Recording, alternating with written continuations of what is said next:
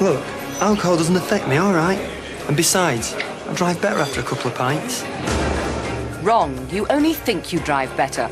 Alcohol makes you less alert, but at the same time gives you a strong but false sense of confidence. Even one drink affects your judgment. It becomes difficult to judge distance and speeds clearly, and will take you longer to stop. You'll have a tendency to take greater risks, such as overtaking and driving too fast. Alcohol also impairs your ability to say no, which means after one drink, it's difficult to say no to another. How often have you heard somebody coming up with an excuse like that?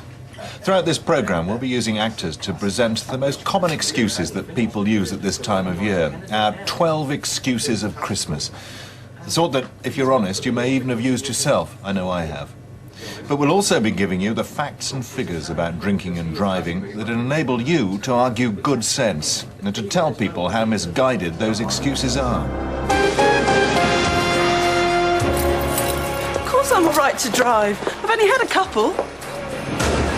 Don't. Just one drink will affect your driving performance. Twice the legal limit of alcohol, and you're at least 50 times more likely to have a fatal accident.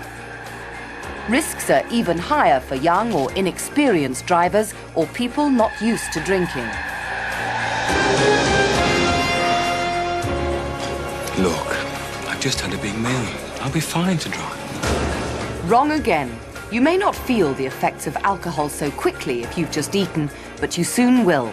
The food will only delay the impact, it won't stop it.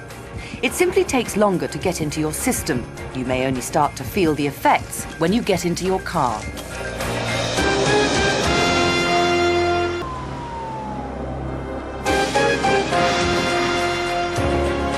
I'll drive. I don't live very far away. Anyway, the roads are clear at this time of night. 70% of all accidents to drink drivers occur within 3 miles of the start of their journey, the majority of them between 11 at night and 4 in the morning, often on the way home from a party or the pub. Nearly half of all drink-drive accidents where people are killed or seriously injured happen at this time of night. You may think the roads seem quiet, but it doesn't make them less hazardous if you've been drinking.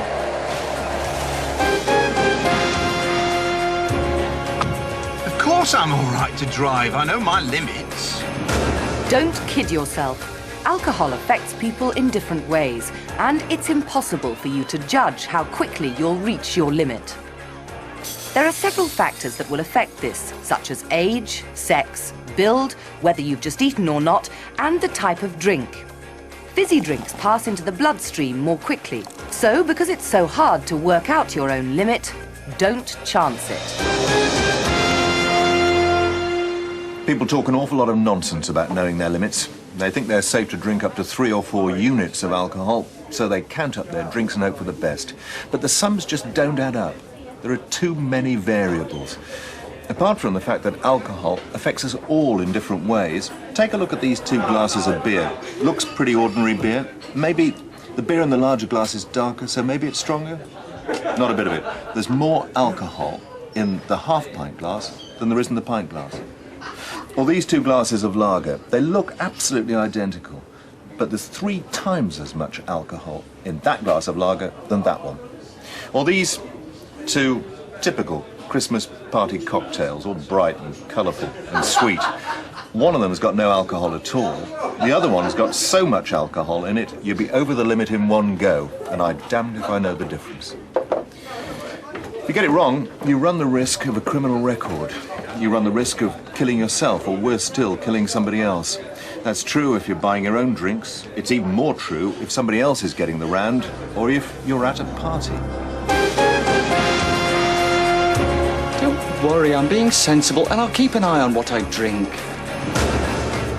It's particularly difficult to keep track of how much you drink at a friend's house or party. Watch out for heavy-handed hosts who will almost certainly give you more than a pub measure and keep topping you up. If you're the host, remember, you have the responsibility to make sure your guests don't drink and drive. Before you go anywhere where you'll be drinking, plan ahead, work out how you'll get home and stick to it.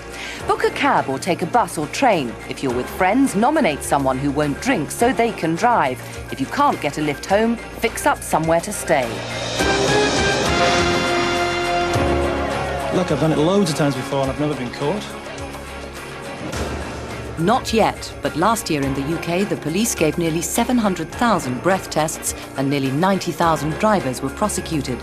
The police can ask you to take a breath test if they suspect you've been drinking, if you commit a traffic offence, if you're driving erratically, or if you've been involved in an accident, even if it wasn't your fault. And if you're under the legal limit, you can still be prosecuted if the police can prove your ability to drive is affected by alcohol.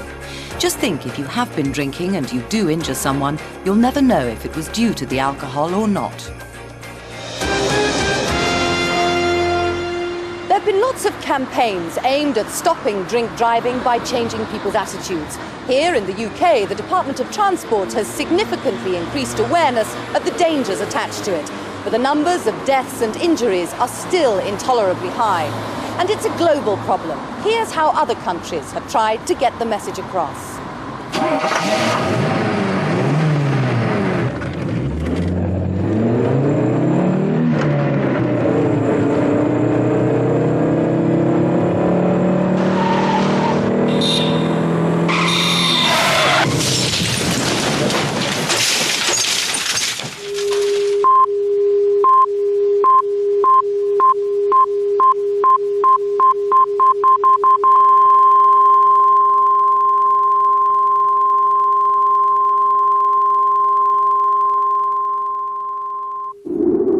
Last year, hundreds of drivers thought they weren't drunk, but they were.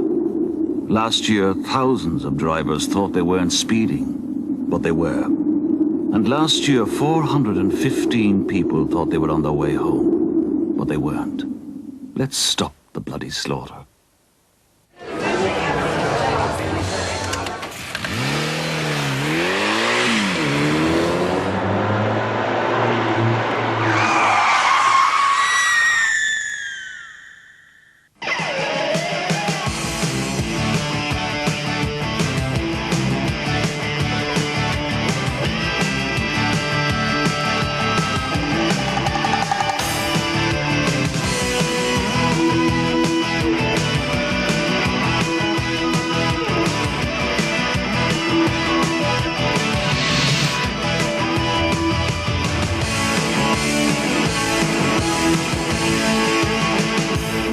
Danish film suggested wives and girlfriends take control when their partners are in danger of behaving irresponsibly. But would you be brave enough to tell someone they weren't fit enough to drive, let alone take away their car keys or suggest they take a taxi? You may well be called a killjoy or a party pooper. It's not easy to stand up and be counted like this, but if more people did, a lot more lives would be saved. Well, I'm a man, aren't I? And men can take the drink. Men may be more able to cope with the effects of alcohol than women. Indeed, the same amount of alcohol is likely to have more effect on a woman, even if she and the man are the same size. There's more body fluid in the man to absorb it. But if you're a man, don't get carried away. More than 90% of all convicted drink drivers are male. I'm fine to drive. I've just had 3 strong coffees. They'll have sobered me up. Oh no, they won't. Black coffee may make you feel more alert, but it certainly won't sober you up. Nothing you can do will reduce the level of alcohol in your blood. Fresh air won't work, neither will exercise, vitamin C, or even a cold shower.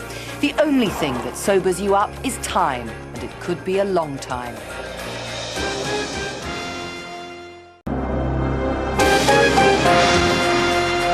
I've got to drive.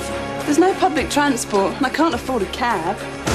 The question is, can you afford not to? If you're convicted for drink driving, you could be paying for taxis for a long time. As well as an automatic 12-month ban, you'll face a fine of up to £5,000 and 6 months in prison.